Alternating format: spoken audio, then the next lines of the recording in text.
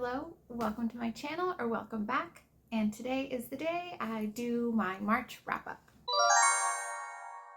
So March was kind of a flop month for me, at least in comparison to an average month. I think this is the lowest average rating that I've had since I started tracking my reading. I usually am somewhere between like a 3.9 and a 4.1 for my average rating monthly, and this month I was at a 3.7. So it's not like hugely lower, but definitely lower than average, although I did still have some big wins this month, so that's good. Since I have 2 reading vlogs and I've already spoken extensively about my thoughts on those books, I'm not going to spend too much time today talking about those. I'll just give a super brief summary and then a brief sentence of my feeling, what I rated it, and then if you're interested in hearing more about that book, you can check out the reading vlog and I'll list it up here during the times that I'm talking about the books from that vlog. I hope that makes sense. So let's get started first with all the reading vlog books, and then after that I will move on to the books that I have not talked about on this channel yet.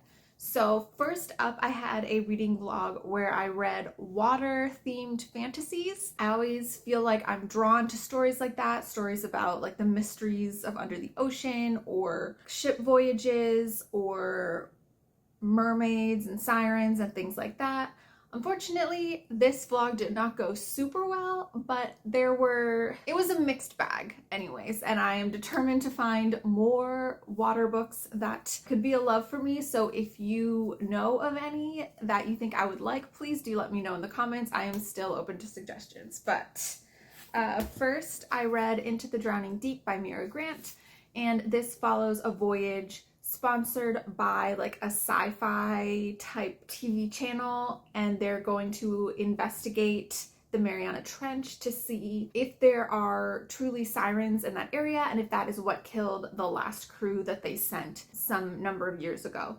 So we're following a whole cast of characters. It's very action, sci-fi, thriller kind of vibes, more so than I anticipated. I was like looking for more of a moody horror, so this ended up being a 3.5. I think it is definitely good for what it is. It just wasn't my taste. Next, I read Half Moon Bay by Richelle Manteufel. I think that's how you pronounce it. I'm really sorry.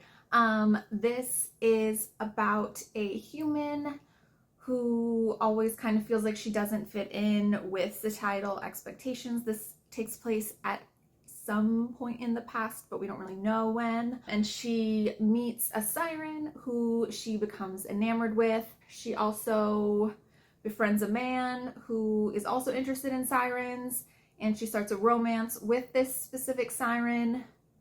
Many things happen. This unfortunately didn't work for me. I gave it a 2. I think there was a strong like atmosphere concept, but the plot was just kind of like all over the place. It just like kept going. It didn't feel like we were like moving towards something specific. So everything kind of just happened really fast, and so the pacing was a bit off for me, but glad to have given this a try anyway. I am still on the search for my perfect sapphic siren mermaid romance. Speaking of sapphic mermaid siren romances, this is Sirens of the Sugar Seas by Blackthorne. This is about a girl who is running away from a failed relationship, so she joins the crew of a ship to become a sailor. Everyone from the ship disappears because they were eaten by sirens. She meets the siren who is eating them and falls in love with her. This is super short, so that is why that ended up being a 3.25 instead of any higher. I enjoyed it. I thought it was a fun time. It just needed more time to develop the plot and get through all of the plot points that we hit in this book. So lastly, I read Voyage of the Damned by Frances White, and this was my win of the video, despite the fact that this has no sirens or mermaids in it at all. This was a 4.25, a really high 4.25. I really enjoyed my time with this. This is a 12-day voyage with representatives of each of the 12 provinces.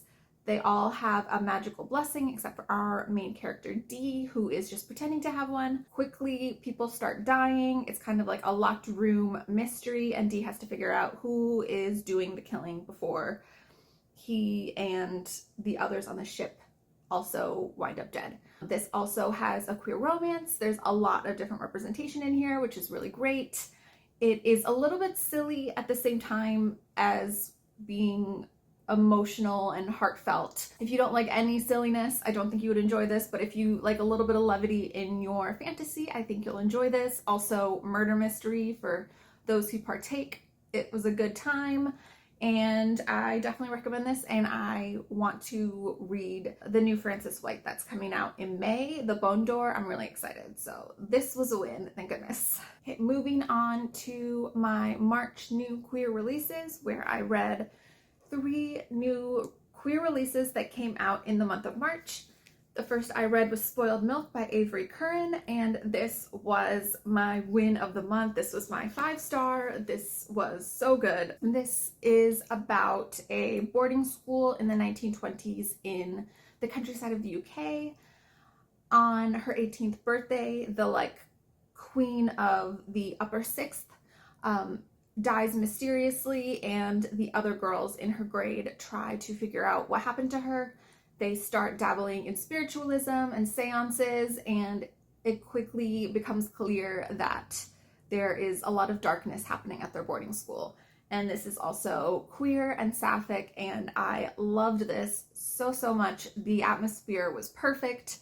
It's dark academia, it's women coming together, girls finding their voice. Absolutely loved this. Highly recommend. Next, I read Fractured Shadows by Moxie St. Henry. This one is the first in a series about a Catholic college where our main character is forced to transfer to, and she quickly realizes that there is something untoward happening. There is a pastor or a priest. To be honest, I don't know the difference between a pastor and a priest. Hold on. Priest. It's a priest. There's a priest who is running a cult on campus, and she finds that she is going to be the next victim of their rituals. As they try to rid the campus from sin, she is queer, so they're targeting her. She also meets a ghost on this famously haunted campus. She's immediately drawn to the ghost. They begin a romance, and they work together to try to stop this priest. Unfortunately, this did not really work out for me. I gave it a 2.5. I think there were some plot holes once you got to the second half. It seemed like there was a lot of conveniences and things that did or didn't work based on what they needed for the plot. I think this had a lot of really cool ideas. It's too bad that it didn't work out for me, but definitely a very cool concept. Lastly, for that vlog, I read The Beheading Game by Lehmann, and this is a speculative historical fiction about Anne Boleyn. After she gets beheaded, she wakes up and she has her head wrapped in linen at her knees, and she has to escape from the tower, sew her head back on, and then pass as a commoner to try to make her way back to Henry VIII in order to get her vengeance on him for unjustly killing her. On the way, she learns about different classes of people. She learns about the commoners. She befriends a prostitute who she also begins to develop feelings for. This is basically a character study of Anne Boleyn with some speculative aspects at the beginning and at the end. So if you're not into something that is largely historical fiction, I don't know if you would like this, and if you're into historical fiction and you're not into speculative fiction, I don't know if you would like this. This is for people who like both, and that is me. I gave this a 4.25. In the video I said a 4, but the more I thought about it, the more I realized I really enjoyed this even more. This was a win for me, but definitely I could see how this is kind of like a niche sort of a book, but if it works, and I'm very pleased. Now I'm going to go on to the audiobooks that I read this month, or that I listened to this month. I actually listened to 4 this month, but one of them is for my themed reading vlog coming up maybe next week.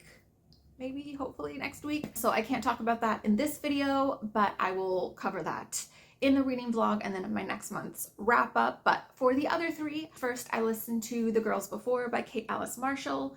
I actually won the audiobook in a Storygraph giveaway, so that was awesome. I enjoyed What Lies in the Woods by Kate Alice Marshall in the past, so I was really excited to give this one a try, and I also ended up really enjoying it. I gave it a 4. This goes back and forth between two perspectives. We have one perspective of a girl who is being kept in an underground bunker in the dark. We don't know her name. We don't really know her backstory, but she is trying to escape from this bunker where she's being held captive by a man, and she knows that she's not the first girl who's been held there, and she's trying to be the one who's able to break free. On the other side, we have our main character, whose name I no longer remember, and I don't have anything in front of me, so anyways. She is a volunteer for search and rescue. In high school, her best friend went missing, and she kind of carries guilt around that she wasn't able to do anything differently to keep that from happening. So she becomes obsessed with all these missing persons cases, trying to bring these people home since she could not bring her friend home. And there is a girl who goes missing from the high school she works at. She's a high school counselor, and she kind of becomes obsessed with figuring out what happened to this girl. And she starts to uncover some mysterious things about this rich family in the town that owns a bunch of land in the forest that she thinks might be related to the disappearances. Everything comes together in, I mean, kind of an unbelievable way. It is a mystery thriller. It's a bit over the top, but I thought it was really fun. What I liked about The Girls Before and What Lies in the Woods is that there's like almost a supernatural aspect, but it's not actually supernatural. In this one, the girl who's in the bunker is like seeing these ghost girls. They're not really ghosts. She acknowledges that it's just her imagination. It's a coping mechanism trying to deal with the fact that she's all alone. So even though they're not actually ghosts, there's like almost a little bit of a spooky supernatural edge, even though it's not actually supernatural. So I really like that about Kate Alice Marshall's books. So that being present here, that same kind of feeling of like almost eerie, almost spooky horror, but not, we're still in the mystery thriller, but we're like almost getting into like a little bit of something creepy. I like that vibe a lot. So this really worked for me. I had a lot of fun and I recommend it.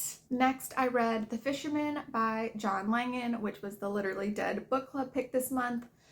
And then I missed the live show, so that was a fail. But anyways, I was like on the fence about reading it. I was initially like, I've read the synopsis before and I was like, that sounds interesting enough, I guess, but I didn't add it to my TBR.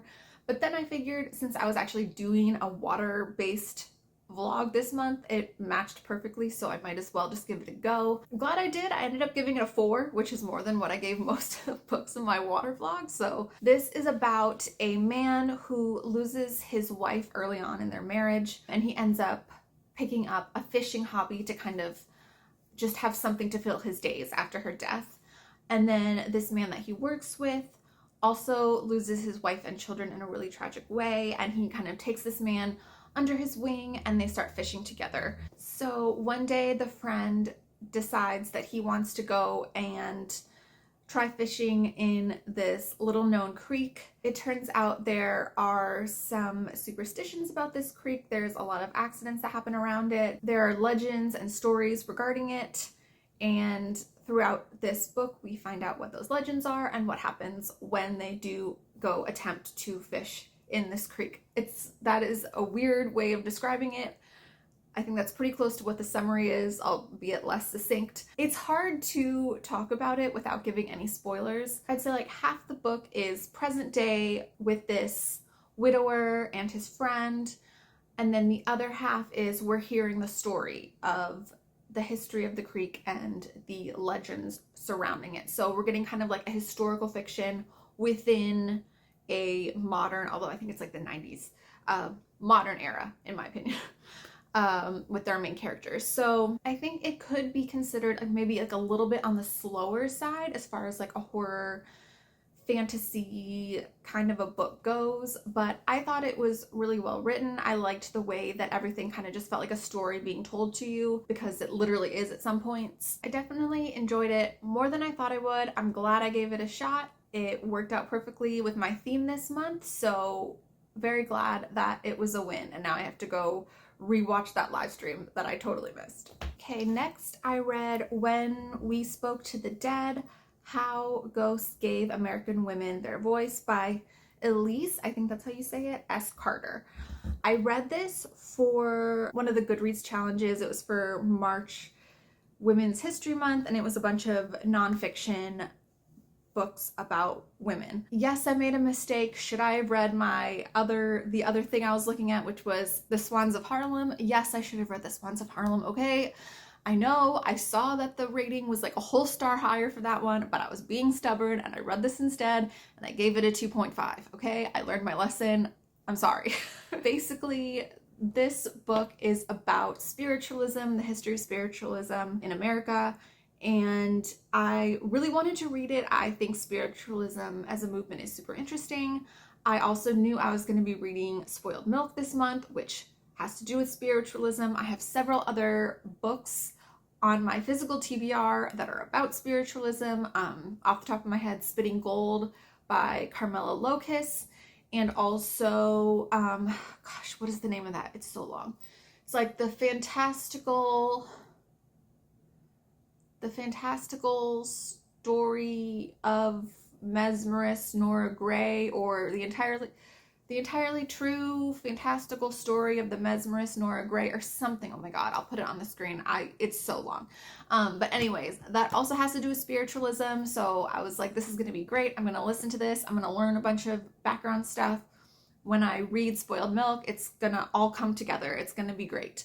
And okay, yes, there were things that I learned in the book that then I was like, hey, I heard about that. Cool. Yeah. Was it worth it? No. I should have paid attention to the ratings, okay? I should have. If you read the ratings on Goodreads for this book, you will see why it has a low rating.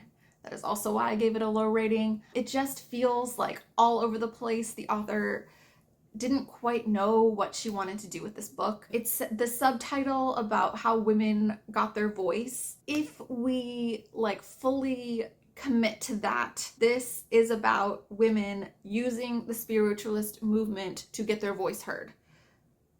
That would then imply that they weren't really speaking to ghosts, but were in fact speaking for themselves and just using this movement as a way to get men to listen to them. And that stance wasn't taken. The author goes into it saying that she's like neutral, kind of. She's like, I don't really believe in this, but like maybe sometimes it's real, but I also think most people are scammers.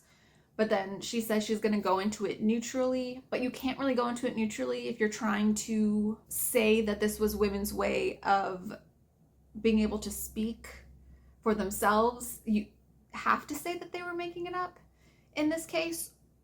Or we could have like leaned into it, just go into it and be like, yeah, these women were totally talking to ghosts. Why not? Unless there's, specific proof to the contrary, or unless we're making the point that they weren't talking to ghosts because they were using spiritualism to have their voice be heard. But we really didn't do anything at all. We were just kind of like moseying along. It was more just like the history of spiritualism in America and its potential impact on like politics and sometimes women's rights, but other times not. And also here are some famous haunted places in America that the author went to, but also didn't believe in any of the things that she was partaking in. It was like things about spiritualism. And then there were some things about spiritualism. I don't know. It's also just like not fun when an author's like, I don't believe in any of this. You're just like, okay, cool. And if it's gonna be not fun, at least make sure it is fulfilling what we set out to do at the beginning, but it just didn't do that either. And it was just kind of like there. Like it was just stuff. Like there were some fun facts that I learned, but just the organization, the intention. The intention just wasn't fulfilled at all. I didn't really know what we were doing or why. And my biggest pet peeve about this is that randomly throughout the book, she would like toss in like a super of the time, but already passe slang word. Like for example, she used Riz. Like why? Especially in a nonfiction. Like if people in theory, I mean, they're not going to because this book isn't very well organized, but in theory, if this was a well organized book about spiritualism, you would think that people in the future are going to be like, I want to learn about spiritualism. Let me go read this really well researched book, this nonfiction book that came out in 2025, I think. Why do those people want her to be throwing the word Riz in? It immediately ages it, like it already sounds outdated, and it's 2026. And this came out last year, I think. It would be like, well, as the kids say, I needed more Riz. Why are you including that in a nonfiction book? The choice to do that is just like mind-boggling to me. Like, I do not understand what that was supposed to add. It in fact just took away. It was such a bizarre choice, and it just was one bizarre choice on top of a lot of bizarre choices for this book. I should have read Swans in Harlem. Okay. I know I made a mistake. Anyways, I have a lot to complain about, but I mean, yes, there were some fun facts, and it was like, oh hey, they mentioned that one thing in Spoiled Milk, and then I heard her say a thing about that. So that was fine, I guess. I mean, I listened to the whole thing. I could have DNF'd it, and I didn't. I just finished it. Yeah, I mean, it wasn't the worst thing of all time, but it wasn't well done, I don't think, and that's that. So that's a bummer. Okay, moving on to the books that I read for March's buzzword prompts. The first book I read this whole month was The Dance Tree by Kiran, Millwood, Hargrave, and this took me forever because I was out of town for the first week of March, so I was reading like 10 minutes here, 15 minutes here, 3 minutes here, and this isn't a book that you can just kind of like absorb really quickly. You have to like read each word in order slowly and just like absorb it that way. Do you know what I mean? Maybe, I don't know. But this is a historical fiction book that takes place in Strasbourg in 1518. And this follows a woman who has had many miscarriages, and she and her husband and her mother-in-law live together, and they raise bees for honey and for wax and candle making. At the beginning of this book, our main character's sister-in-law, who she's never met, comes back from a monastery or a nunnery or something where she's been paying penance for 7 years, and our main character does not know what her sister-in-law did to have her sent away like that. And this is also taking place during the time of the dancing plague, which is a real thing that happened in history, where one woman went to a town square and started just dancing like she was like possessed by devils or angels, and in the book they kind of go back and forth between what they think is happening. And then other people started joining her, and people were literally dancing until they passed out or until they literally dropped dead. And it's still something that we don't really know why that happened. You know, at the time they were saying, are they possessed? Are they going crazy? In modern times, people are like, did they all get like poisoned by some sort of fungus and it went to their brains and this happened? You know, was it just mass hysteria? We don't know. This book does have a sapphic relationship in it, but it's not the main point of the book, and the main character is not involved in that sapphic relationship. This is just about the hardships that happened to women in a patriarchal society, that happened at that time, that happened now. It deals with infertility, it deals with forbidden love, it deals with racism, it deals with marital abuse, it deals with a lot of really dark topics. And this is really sad. There's a lot of really sad things that happen, but there's also hope. There are women coming together. There are characters from all walks of life kind of, you know, coming to support each other for the common good. And there's some really evil men also. I think this is really moving. It's really hard to explain, honestly, because there's just a lot happening. It's just like this horrible hot summer in Strasbourg and all of the things that are happening to our main character and her family during this time. I loved this. Did I already say I give this a 4.5? I don't remember, but I loved this. I loved the writing. It's so visceral. You just feel like you're there. And I am really looking forward to reading more from Kiran, Millwood, Hargrave. I got Almost Life, which is her book that came out in March. So I have that on my shelf ready to read. If you like historical fiction, and feminist literature. I definitely recommend this. Definitely one of my wins this month. Highly recommend. The buzzer prompt this was for is for the cover prompt, which was movement on the cover, and everyone is dancing. As you can see, movement. Okay. Almost forgot to say that part. And the last book that I read was for the title prompt, and that was This or That in the title, and this book is All That Consumes Us by Erica Waters. This is a YA dark academia gothic horror novel, which is totally up my alley. Our main character comes from kind of a tough background, and she's at this college on a scholarship, also working 2 jobs on campus to make ends meet and be able to pay her tuition and her housing and everything like that. There is a secret society on campus that is very exclusive. Seems like everyone wants to be a part of it, but very few people get in. And close to the beginning of the year, one of the freshman girls from that secret society winds up dead. And our main character is offered her spot in the secret society. She realizes that there are some weird things happening. She feels like she's being haunted. She feels like maybe she's being possessed, and she suspects that the ghost of the girl whose place she took is mad that she took her place.